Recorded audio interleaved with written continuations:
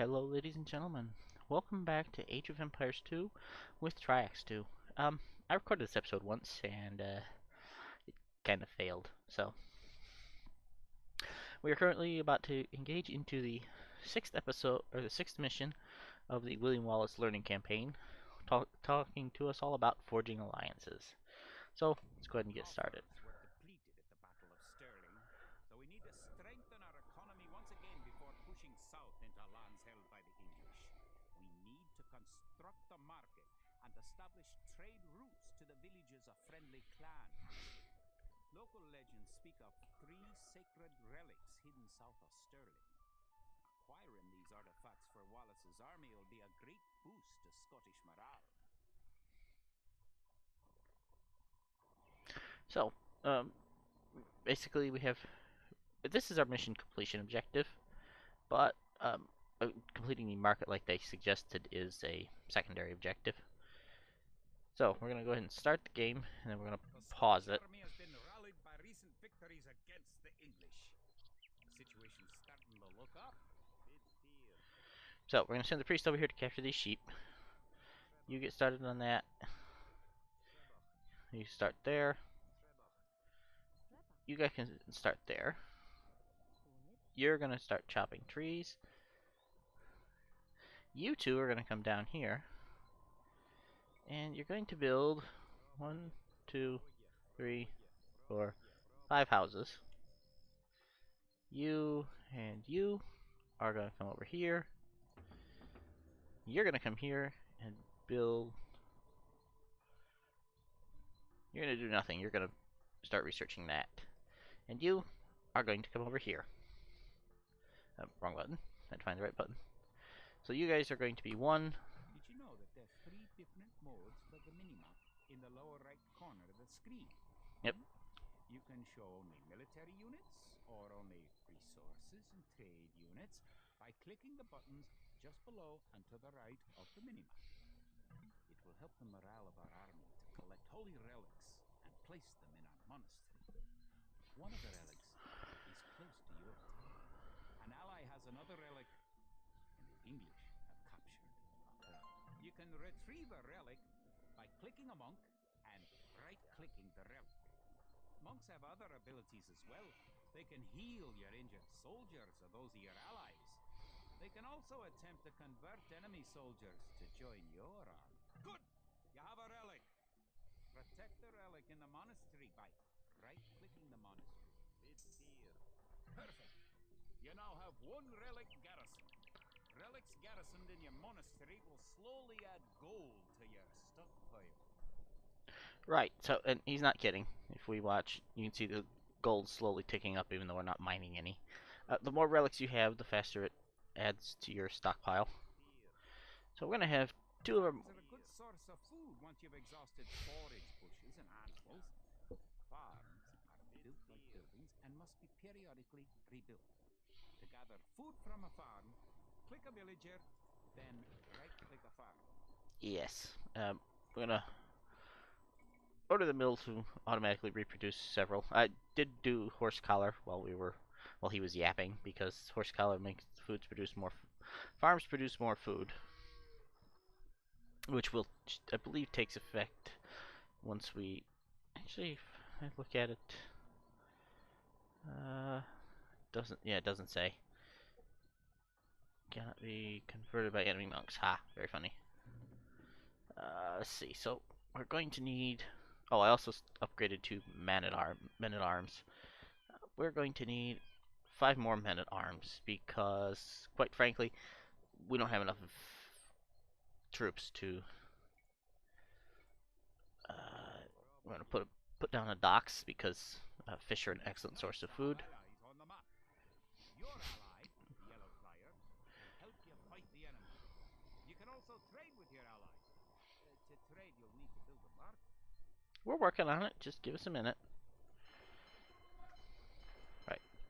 So you two, actually, I want you to go and build the mark. I want you to go over this way. We're gonna make those group 2 so I can grab them easy. So we're gonna need quite a few men at arms, to be honest. What we also could use is the upgrade to long swordsman, but that requires 800 food, which we do not have yet. We have enough soldiers now to think about attacking the English and recovering their relic. Uh, not so much, no. So what we are going to do, however, is get wheelbarrow, which will make our villagers more effective. Come on. Alright, you know what? Come over here. You guys. Oh, If you're getting nope, it's ready to fine. attack the English, I can help you out. Here, take this food and wood. So we're going to build our market here. And the reason is because our allies are over here on the left side of the map here. And the farther your market is away, the more gold you get when the trade carts that we're going to build uh, reach our allied market. Of course, once yeah, this we can't actually build this yet, and that's why there's no ability to build more monks. Infantry and cavalry have +1 attack. You have a market. The market can create trade carts to generate extra gold. You can also exchange one resource for another at the market for a small fee. Click the market, then click sell food for gold.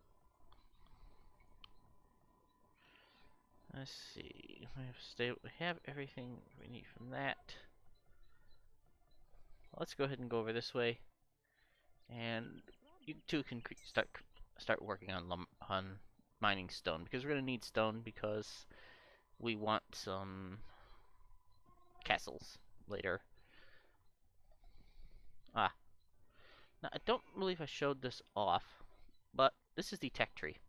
So this tells you everything that we are allowed to get. Now we're not allowed to get squires, which okay, we're the Celts. We're not exactly a particularly knightly faction, but that would allow infantry to move faster, whereas tracking gives them longer sightline. But this basically lets us look and see everything we can build, which is really useful. So yeah, monastery is a castle age building, so we can't actually build it yet. This is why we want castles, woad raiders, and more importantly, elite woad raiders, which are the unique unit. This is what this pink means. And the Celts get woad raiders, and they're very quick and very tough, and just demolish comparable uh, melee units. Plus, they're also very good against buildings. The other thing we want is it's not here. Cartography. Cartography is good, which now that we have a market, we can build. The other thing is that you will notice over here that each of the civilizations has a different set of traits. So, infantry, Celts are an infantry civilization. Our infantry move 15% faster than our enemies. Our lumberjacks work 15% faster, which is interesting because if we come over to the lumber camp, we don't get the two-man saw, but it's okay because we actually our 15% bonus makes up for the 10% that we lose there. Our siege weapons fire 20% faster, which means if we have catapults, they changed the name to mangonels for some reason, whereas it used to be they used to be catapults and now they're mangonels. Why? Don't know, but I presume there's a reason. I forgot you can scroll that way. And sheep not converted if one Celt unit is in the line of sight. So if sheep wander too close to another faction, they'll be converted. But as long as one of our units are in sight, it won't change. Unique unit is the Woad Raider Infantry, and Celtic Fury. Siege Workshop units have 50% hit points. Well, that's not very useful here because we aren't going to be using Siege Workshop units. Team bonus. Siege Workshops work 20% faster. So if you are allied with Celts in a game, then your Siege Workshops are actually faster. Now our enemies are the Britons, who are an foot archer civilization. They have cheaper town centers, which is fine. Nobody but players rebuilds those. Foot archers, except skirmishers. So anybody with a bow or a crossbow gets +1 range just for being in the Castle Age, and +1 for being in the Imperial Age. Plus, their shepherds work 25% faster. They do have longbowmen, and they have a unique technology of yeoman, which gives another +1 to foot archer range, so that's 3. Let's see. So then, not to mention, alright, hang on. Let's find archery range. So their archers have a range of 4, whereas the longbowmen have a range of 5, and the elite longbowmen have a range of 6.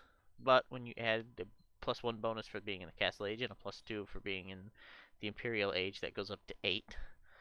+1 for yeomen, that goes up to 9. These can shoot much farther away than opposing archers. I mean, that is actually farther than a catapult. The only thing that outranges them really is the trebuchet. Trebuchet or nope, they outrange the bombard towers. I think they outrange the no, they do not outrange cannon galleons and elite cannon galleons. And oh, wrong way. Let's see, archery range. They do outrange hand cannoneers. So actually, the siege workshop, which is over here, you can get bombard cannons, which outrange them. But those are so startlingly ineffective that it really doesn't matter.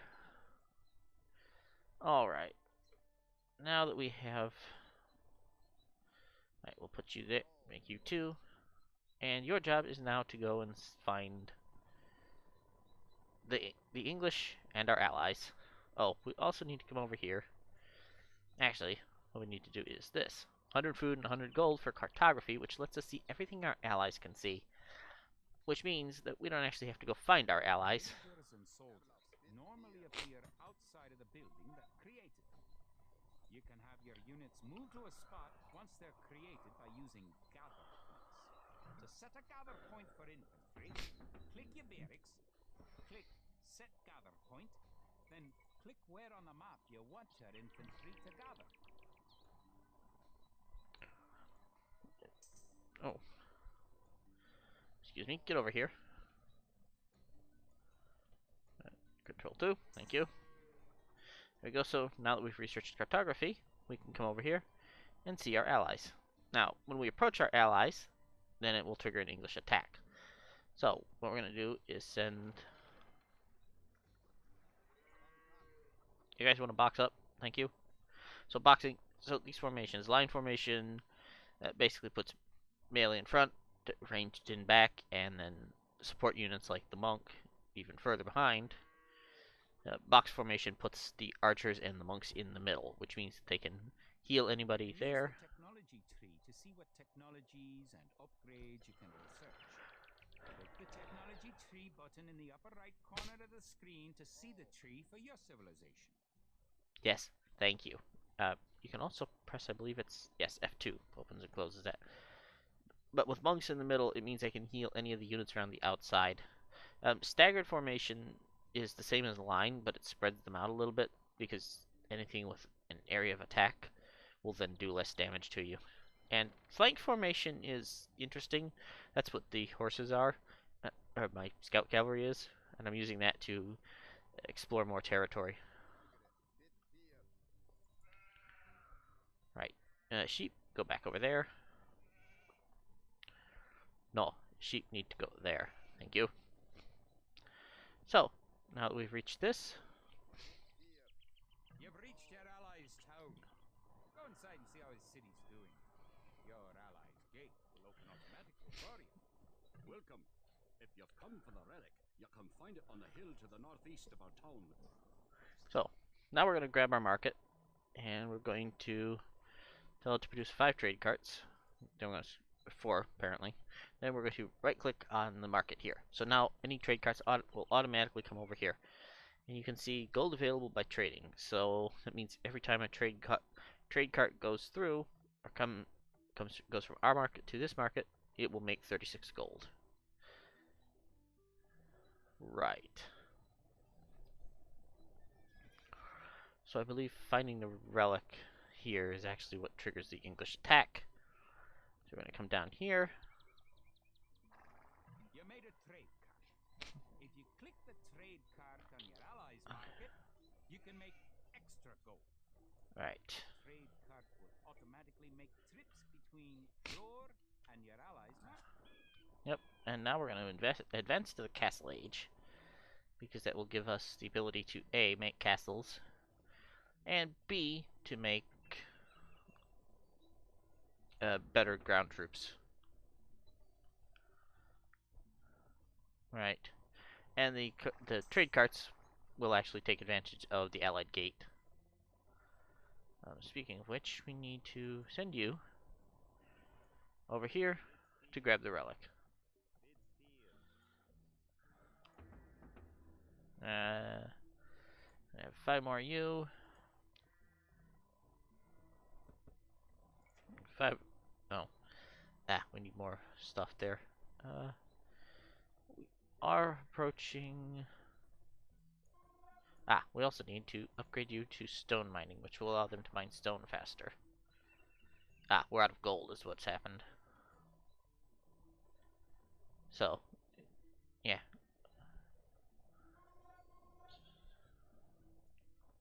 Right. I also want to produce... What are you? Transport ship. Trade cog. So, if our ally had a port down here, we could send a trade cog instead of a...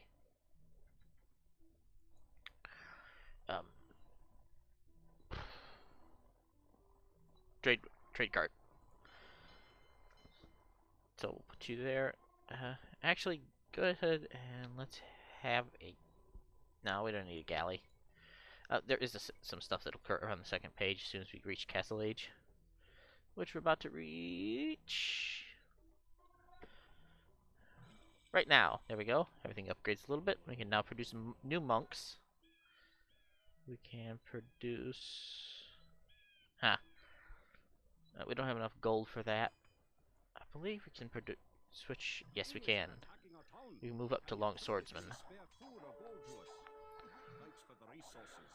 If you have any spare soldiers, come to our town and let's drive the English out. To tribute your ally, click the diplomacy button in the upper right corner of your screen. Give your allies some food and gold, but don't give them everything you own. All of the English have come out to play.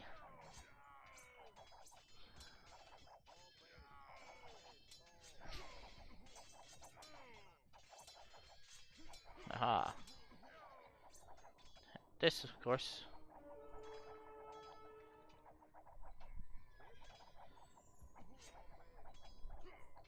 Yes. More stabbing.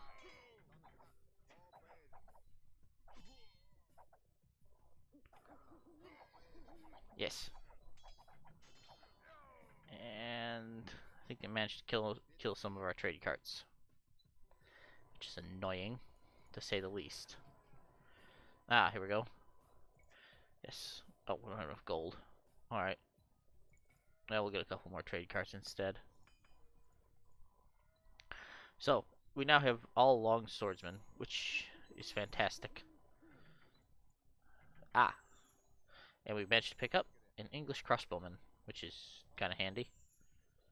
If we come over here to our archery range, we can upgrade our troops to crossbowmen, which are a little more effective. So we aren't going to be really using cavalry. We are not a cavalry heavy civilization, but it's quite alright.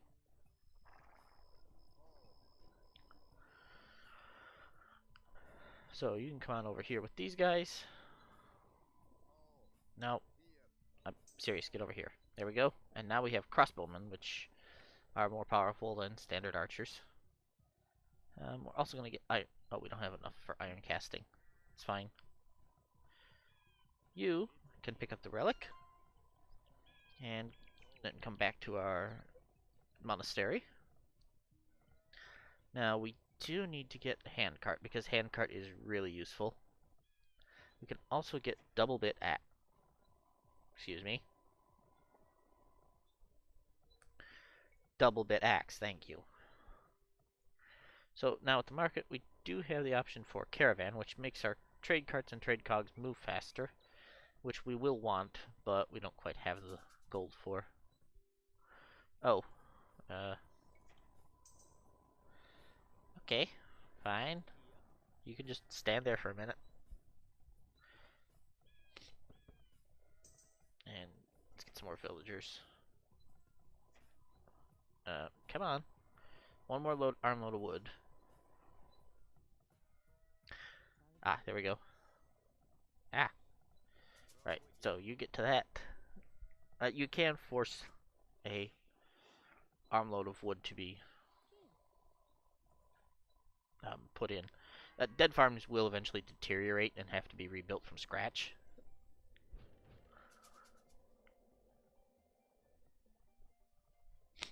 But, yeah. Alright, so all of you are now group 2. There we go. Now, I believe... I know for... 2 relics, Garrison. Bring back one more and you'll be victorious. So, if we come over here and we can grab our villagers here, and we can actually build ourselves a castle. And that's good because a castle will... Nope, get back. Get back. Stand ground. Thank you. So stand ground, basically... Yeah. There we go. So stand ground basically makes them... need more wood to make more wood. That figures. That is the slight problem with Age of Empires 2, because everything takes more wood. Let's see. Yeah, I don't even have enough for another trade. Ah! What I can do, however, is buy some wood for gold. Which means I can now get my bow saw, which will let them cut wood even faster. And when combined with the upgrades from the trades, from the handcart, it means we can get some more... No, you're not supposed to be over there. You're going to be over there next time. Basically, I don't want to do this without some woad raiders. But also, I don't want to do it without petards. And we'll see what petards are in just a minute. But petards are kind of awesome things. Alright, so bowsaw research is complete, and these guys are now chopping wood as fast as they can, and are now reaching the point where they can start building farm. These guys will be able to rebuild their farms again. But you can also see we're getting more than 200 food per farm, which is exceptional. The mooing is kind of annoying, however. Alright, and how's our castle coming? Castle is reaching 90% constructed. The next thing we'll want to build is a university, which will require a fair bit of wood, but it's also going to be built up here, so...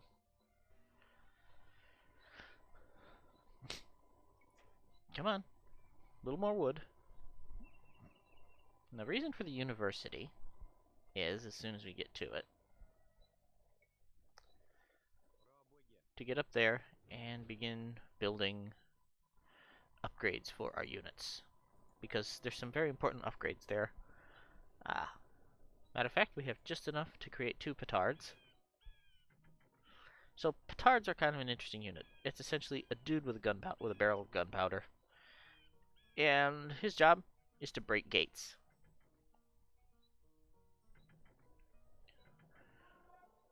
So, we got one guy with a petard.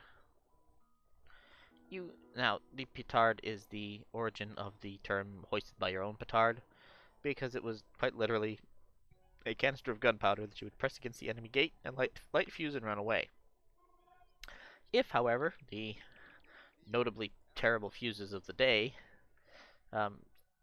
burned too fast, it would blow you up. And that was, kind of a bad thing. There we go. Now our petards have chopped through the door. We don't even need our woad raiders, I don't think. I think we've already chopped through all of the threatening units that are here. Yeah, this is actually going to go a whole lot quicker than I thought. Last time I got a little complicated with it, and just turns out I don't need to do that. Yep.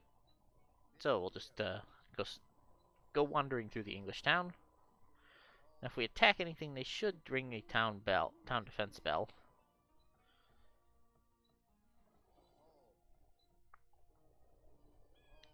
I do happen to know exactly where the relic we're after is. I don't remember there being this many trees, but that's right, they do chop the lumber. So, yep, for whatever reason, it's located by their mill. But there we go. Or actually, we can stop here. We can grab this monk. And your job, go pick up the relic. Leave the... Thank you. Let's go this way. Everybody out this door. Yeah. So, you two can resume your stone mining. The university has some really cool things, including treadmill crane, which allows villagers to build stuff faster, ballistics, which are better at firing at moving targets, heated shot, which lets towers and castles cause more damage to ships, murder holes, which towers have a minimum range, and murder holes basically allow them to shoot straight down, and masonry makes all the buildings more resistant to attack. However, you guys are going to come back here and are going to win us the mission. There is a little bit more here. You can upgrade your galleys to war galleys. It also unlock the ability to build fire ships and demolition ships.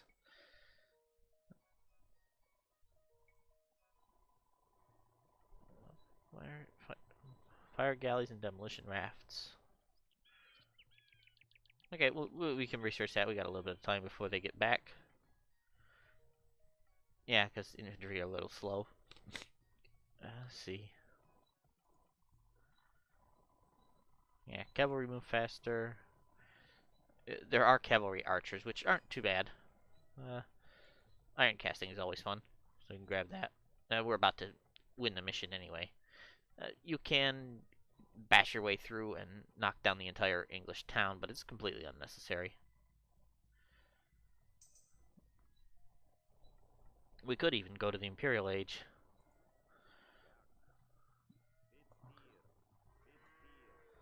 Okay. Okay. Okay. Excuse me, do you mind letting the guy with the relic put the relic in the church, please? And that will be the win condition for the map. Congratulations! You've captured all 3 relics. Fantastic. Yep, all our relics are captured, and we can go ahead and end the episode here. With the 3 relics now locked away safely in Scottish churches, men murmur too are blessed with Our army now stands a chance as we prepare for the final clash with the English. Scotland now has archers and knights of our own with which to meet Longshanks. We march south to Falkirk, where we will rendezvous with the army of William Wallace and plan our combined attack upon the English castle. Fantastic. Man, that will be our next episode. So, this has been Age of Empires 2 with Triax 2. I will see you guys next time. Bye.